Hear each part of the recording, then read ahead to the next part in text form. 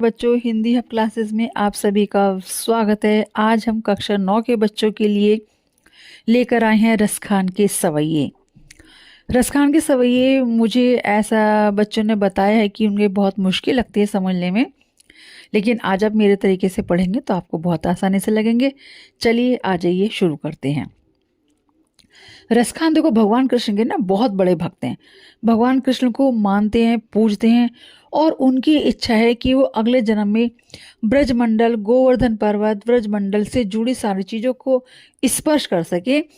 स्पर्श करने से क्या होगा, वो एहसास पाना चाहते हैं कि जिन चीज़ों को भगवान कृष्ण ने अपने हाथों से छुआ था उन सबको वो अनुभव करना चाहते हैं, छूना चाहते हैं। तो उनकी 4 इच्छाएं हैं। चारों इच्छाओं को हम समझ लेते हैं। पहला, मानुष हो तो वही रसखान।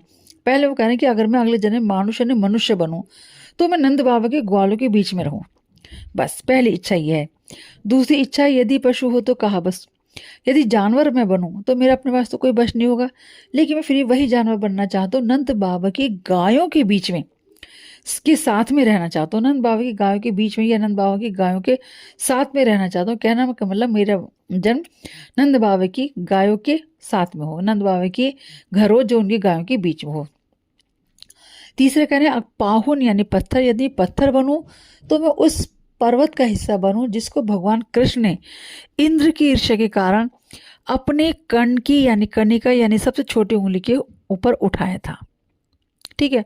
और अगर चौथी इच्छा है, अगर मैं पक्षी बनूं तो मेरा बसेरा कदम्ब के पेड़ पर, यानी जो यमुना नदी के किनारे पर कदम्ब का पेड़ है, उस नदी के किनारे पर मेरा बसेरा हो, जिसके नीचे खड़े होकर भगवान कृष्ण बांसुरी बजाया करते थे।